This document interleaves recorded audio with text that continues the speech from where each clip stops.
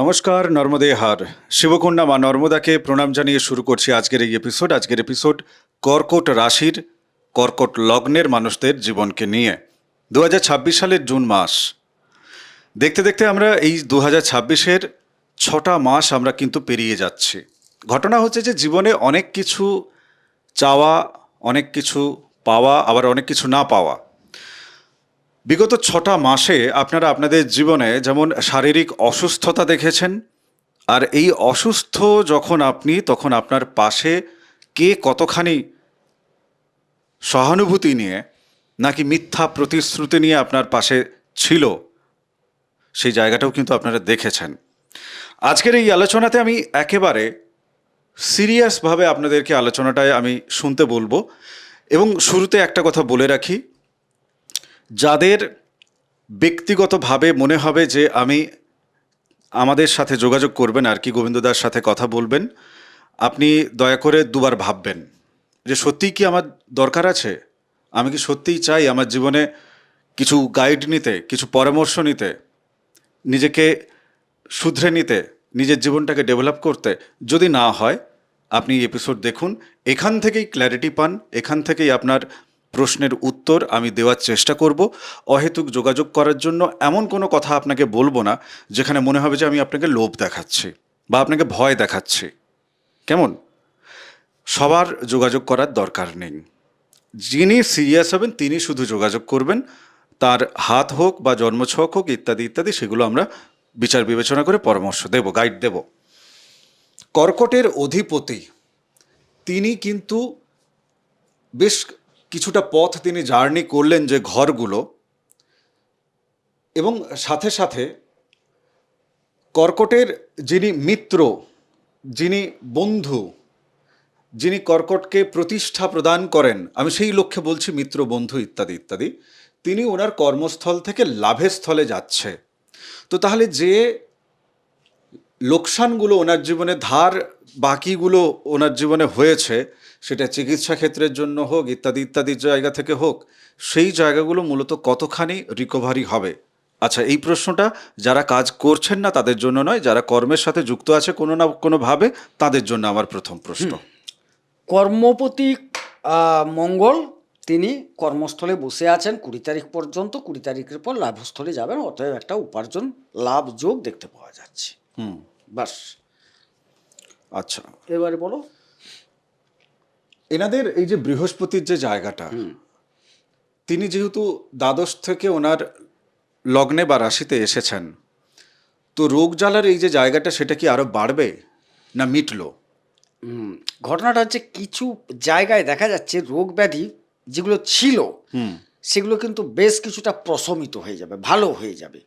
হ্যাঁ, কিন্তু দু একটি রোগ, কি কি, হজম সংক্রান্ত রোগ, বলে হজমের কারক গ্রহ তো বৃহস্পতি, তুমি আবার হজম, তিনি তো লগ্ন বা রাশিতে প্রবেশ করে তুঙ্গ অবস্থায় ঢুকছেন, তাহলে তুমি হজম সংক্রান্ত বলছো কেন? প্রশ্নটা আসতেই পারে। ওটা পরে যাব।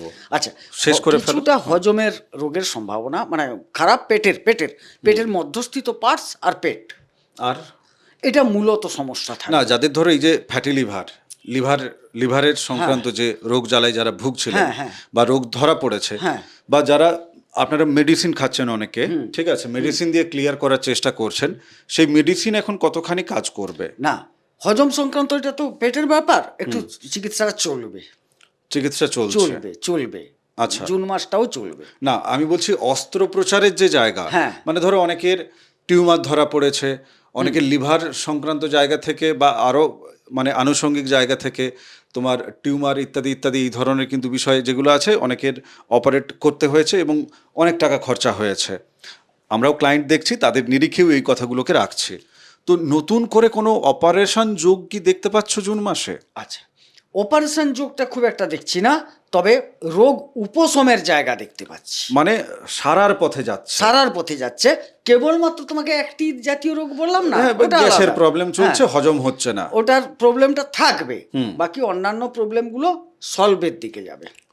বিবাহিত মানে বিয়ের দিকে যারা ভাবছে, বিয়ে করার ক্ষেত্রে যারা ভাবছেন, মূলত মহিলাদের ক্ষেত্রে বলছি, কেননা ওদের তো মানে বিয়ের জায়গা বৃহস্পতি, তো সেই নিরিখে বিবাহ এই মুহূর্তে জুন মাসের জায়গা থেকে কতখানি গোচর, মানে সঠিক সিদ্ধান্ত নেওয়া উচিত, মানে সঠিক হবে সিদ্ধান্ত না, নেওয়া? ভালো হবে, বিবাহের জায়গা ভালো হবে, বিবাহের জায়গাও ভালো ভালো দেখতে পাচ্ছ দেখতে তুমি? পাচ্ছি, বিবাহ করে নেওয়া উচিত। বিশেষ করে তো বিবাহের সময় হয়ে গেছে, বিবাহ করা উচিত, এই সময়কালটাই শুভ। শুভ। হ্যাঁ। বেশ। যাদের ধরো এই বিবাহিত জীবনকে কেন্দ্র করে মামলা মোকদ্দমা ইত্যাদি ইত্যাদি একটা লিঙ্গারিং প্রসেস, লং লং প্রসেসে একটা চলছিল, সেই আইনত জটিলতা কি মিটবে অনেকটা পক্ষে দেখতে পাচ্ছি তো, এনাদের পক্ষে? অনেকটা পক্ষে, মানে কর্কটের পক্ষে যাচ্ছে? মানে এখানে পক্ষে বিপক্ষে বলতে হচ্ছে কেন জানো? জ্যোতিষশাস্ত্রের সাথে সাথে ভারতবর্ষের যে আইনি ব্যবস্থা, এই ব্যবস্থাটা বড় দীর্ঘমেয়াদী হয়। কথা বুঝলে, ডেটের পর ডেট, ডেটের পর ডেট। তো বর্তমান যার সিচুয়েশন দেখছি, আইন উনাদের পক্ষে আসছে, মানে কেস কাচারি মালি মোকদ্দমা যে ধারাটাই চলছে, সেটা পক্ষে আসার সম্ভাবনাটাই বেশি। দাম্পত্য জীবনে যারা ধরো এখনো পর্যন্ত আইনের দিকে যায়নি, তাদের নিজেরা বসে তারা কি মিউচুয়ালি মিটিয়ে নিতে পারবে? হ্যাঁ, অবশ্যই পারবে। বা যাদের ধরো কোর্ট কাচারির মধ্যে আছে, তারা আউট অফ কোর্ট নিজেরা মিটিয়ে নিতে পারবে? একদম। সপ্তমপতি নবমে বসে আছে, বৃহস্পতি নবমের উপর পূর্ণ দৃষ্টি রেখেছে নিজের ঘরে, তাহলে এই সময়টাই তো মিটার। আবার মালি মোকদ্দমার মঙ্গল কারক গ্রহ, তিনি দশম থেকে একাদশে, মানে লাভটা ওনাকে দিয়ে যাবেন। একদম তাই। কতগুলো সূত্র তো মিলিয়ে করতে হয় না? হ্যাঁ, মোটামুটি একটা ভালো যোগ আছে। আচ্ছা, এবারে আমি একটু কর্মপ্রাপ্তির দিকে চলে যাই। কাজকর্ম পাওয়ার জায়গায় মূলত চাকরি বাকরির, একেবারে তুমি বুঝতেই পারছো যে আমি কি প্রশ্ন করব।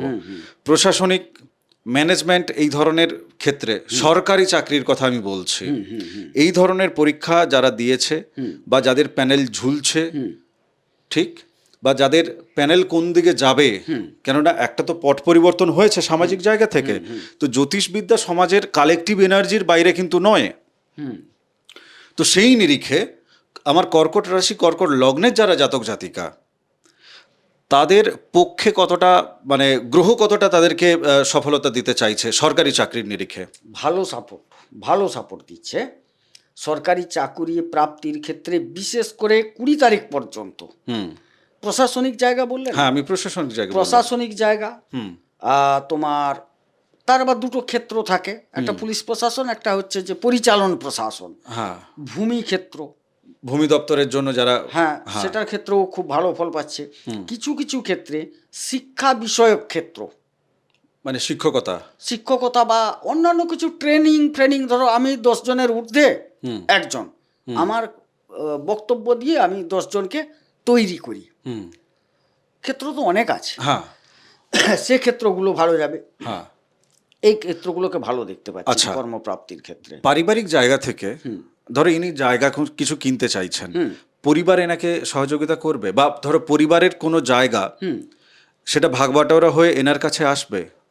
হ্যাঁ, লাভযোগ, মানে সম্পদ বা পরিবারের বিষয়বস্তু বা ভূমি জমি ইত্যাদির একটা লাভযোগ তৈরি হবে 8 তারিখের পর, জুনের 8 তারিখের পরে। বেশ। দ্বিতীয় কেতু বসে আছে। ধরো কারো জন্মছকে, একটু জন্মছকের সাথে গোচরটাকে মেলাই। জন্মছকে কারো দ্বিতীয় ঘরে কেতু আছে, আমরা গোচরেও দ্বিতীয় ঘরে কেতু পাচ্ছি, কেমন? এবার সেই জাতক বা জাতিকা তিনি যখন বিবাহের জন্য এখন সম্পর্কের দিকে তাকাচ্ছেন আর কি, কথাবার্তা বলছেন, তো কোন কোন দিকটায়, এই ডাক্তারের মতোই আর কি, যেহেতু জ্যোতিষী খারাপটাই পাবে, তাই কোন কোন জায়গাটায় সতর্ক থাকা উচিত বা কোন কোন দিকটায় দৃষ্টি রাখা উচিত?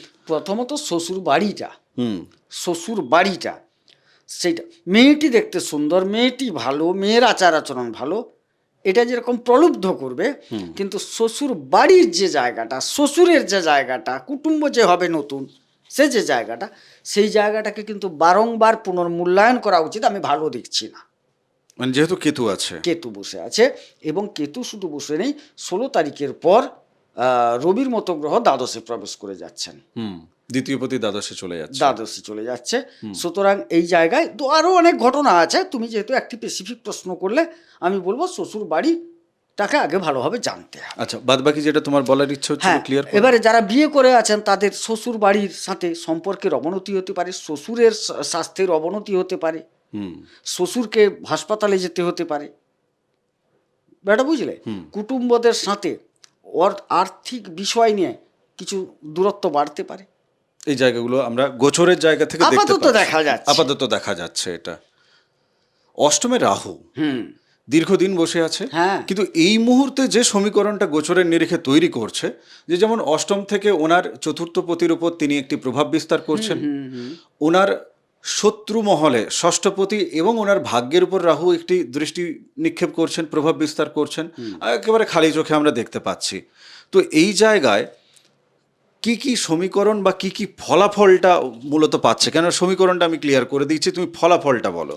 প্রথমত বলি, ওনার বাড়িতে কিছু কিছু অপব্যয় হয়ে যাবে, মানে ইলেকট্রনিক্স যন্ত্রাংশ খারাপ হচ্ছে। খারাপ হচ্ছে। সেটা খারাপটাকে আবার কোনোটা মেরামত করতে গিয়ে বা কোনোটা বাদ দিয়ে নতুন কেনার একটা প্রবণতা, আচ্ছা। সেটা তৈরি হচ্ছে। খারাপ হবে, খারাপের সাথে সাথে আবার নতুন কেনার জন্য একটা ব্যয়যোগ দেখা যাচ্ছে। একটু ছোট্ট করে বলি, হ্যাঁ। এই যে ইলেকট্রনিক্স খারাপ যদি হয়, তাহলে কিন্তু রাহু আপনার জন্মছকে ভালো থাকা সত্ত্বেও আপনার কিছু কিছু কর্মের নিরিখে রাহু কিন্তু তিনি খারাপ ফল এই মুহূর্তে দিচ্ছেন। আর যদি খারাপ হয়নি, তাহলে কিন্তু রাহুর পজিটিভ ফল এই অষ্টমে বসেই কিন্তু আপনারা পাবেন, যেটা গোবিন্দদা বলবেন। হ্যাঁ, অষ্টম, আমি খারাপটা বললাম কেন, অষ্টম জায়গাটা হচ্ছে মারক, ধ্বংস, ক্ষয়ক্ষতি, অপবাদ, অপযশের জায়গা। না ঠিক আছে, চলো বাকি যার জন্য খারাপের ব্যাপারটা ঠিক, বেশি ঠিক, উল্লেখ ঠিক। করে গেলাম। হ্যাঁ। হ্যাঁ, আর একটা কি প্রশ্ন করছিলে? রাহুর যাদের ভালো ফল দিচ্ছে, খারাপ হচ্ছে না, তারা এই অষ্টম থেকে রাহুর ভালো ফলটা কি পাবে? অষ্টম থেকে কোনো একটা উত্তরাধিকার সূত্রে প্রাপ্তির জন্য চূড়ান্ত আদালতে গিয়ে হ্যাঁ নিষ্পত্তির সম্ভাবনা বা আদালতের দ্বারস্থ হওয়ার সম্ভাবনা আছে। মানে আপনি প্রাপ্তি যোগের মধ্যে কিন্তু আছেন। একটা জিনিস একটু ছোট্ট করে বলি, বলো, তুমি আছো কিন্তু না, তুমি বলো না, তুমি বলো। দেখুন, আমার যেটা মনে হয় দাদা,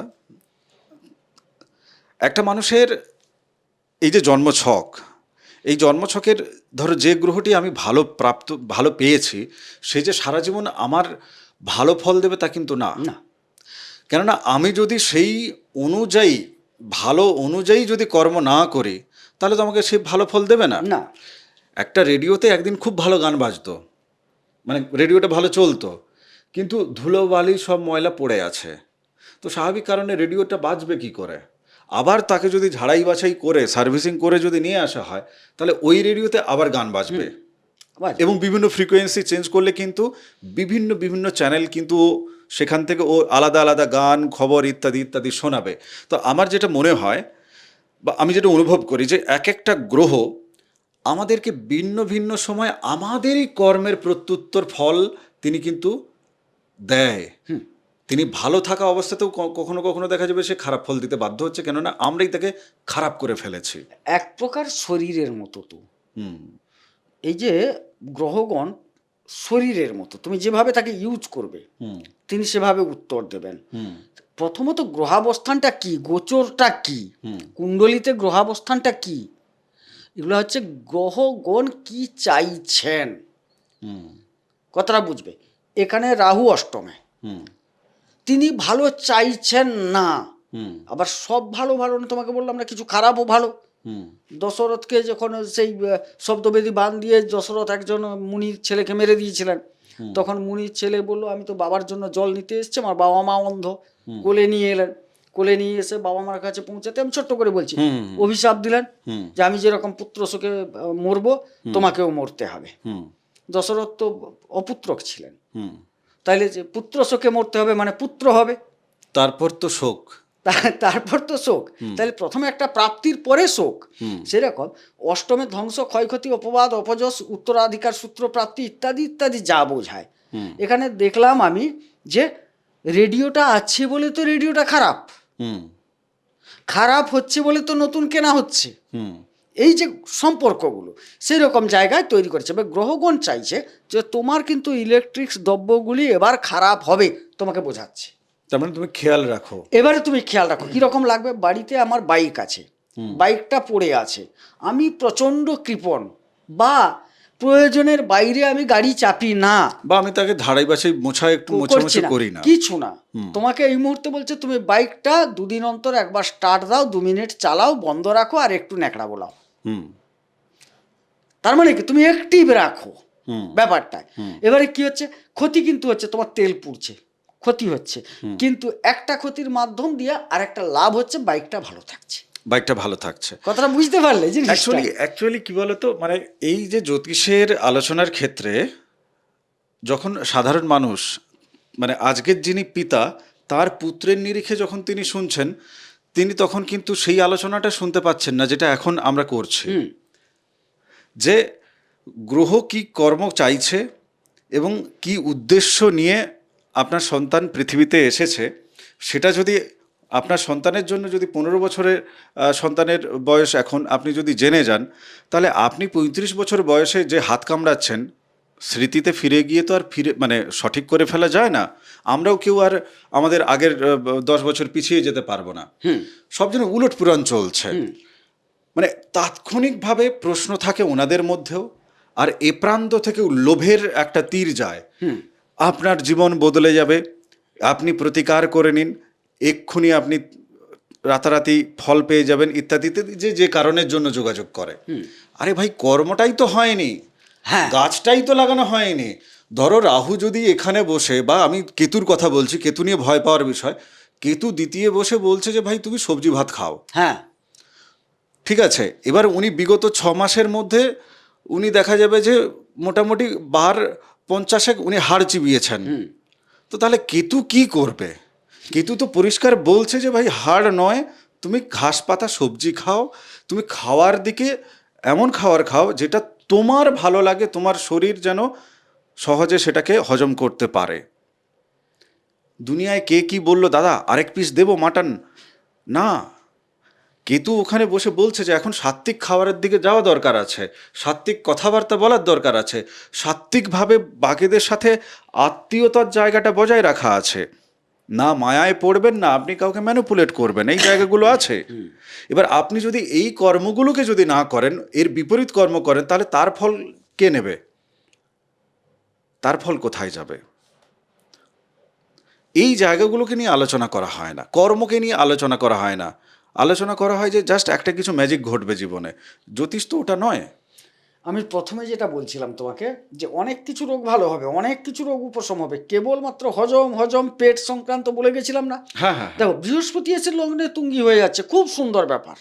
আর এই কেতুটাকে দেখে বলছিলাম যে দীর্ঘদিন চলছে, ক্রনিক ভাবে চলবে, একে কিন্তু রোধ করাটা এত সহজ নয়। আচ্ছা, এই যে এনার্জি, ধরো মানে কিছু খাক বা না খাক, আপনাদের মাথায় এই প্রশ্ন চলছে, এই কারণেই তো মা নর্মদা আমাকে এদিকে বসিয়েছে এখন। অনেকে মোটা হয়ে যাচ্ছে, হ্যাঁ, হবে। খাওয়া দাওয়া কম খাচ্ছে, বা খাওয়া দাওয়া ভয় পেয়ে কমিয়ে দিচ্ছে, ওজন বেড়ে যাচ্ছে, মোটা হয়ে যাচ্ছে। এই প্রশ্নের উত্তর জানতে চাইছে কেন? এই প্রশ্ন যার যার আছে পেট ফাটিয়ে দেবো সব, কিন্তু চ্যানেল সাবস্ক্রাইব কিছু করবেন। নয়, একটাই উত্তর, এক কথায়, উনাদের রোগের অধিপতি কে? বৃহস্পতি। উনি তো ফ্যাটের কারক গ্রহ, চর্বির কারক গ্রহ, মেদের কারক গ্রহ। থামাবে কি করে?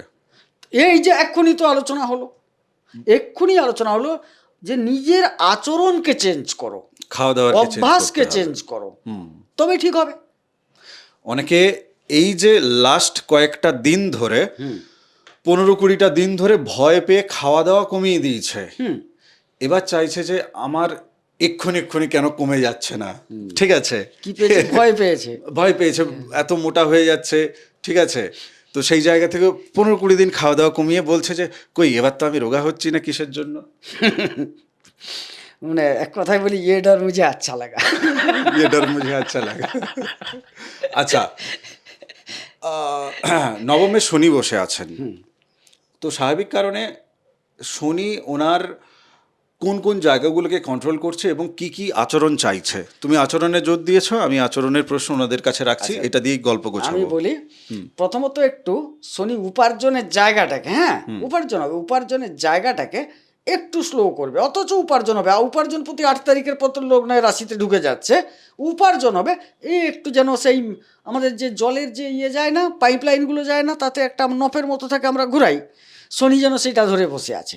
কতটা ছাড়বো তার উপর, অর্থাৎ জন্মকুণ্ডলিতে শনির অবস্থান, শনির ডিগ্রি, শনি কাকে নিয়ে বসলো, কিভাবে বসলো, কতটা শক্তিশালী হয়ে বসলো, তার উপর কিন্তু নবটা দেবে।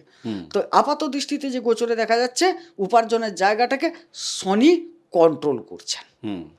তার মানে সেই জায়গায় একটা ওই যে 20 যোগ উপার্জনের জায়গায় একটা সামান্য লিটিগেশন হওয়ার সম্ভাবনা আছে। বুঝতে পেরেছো?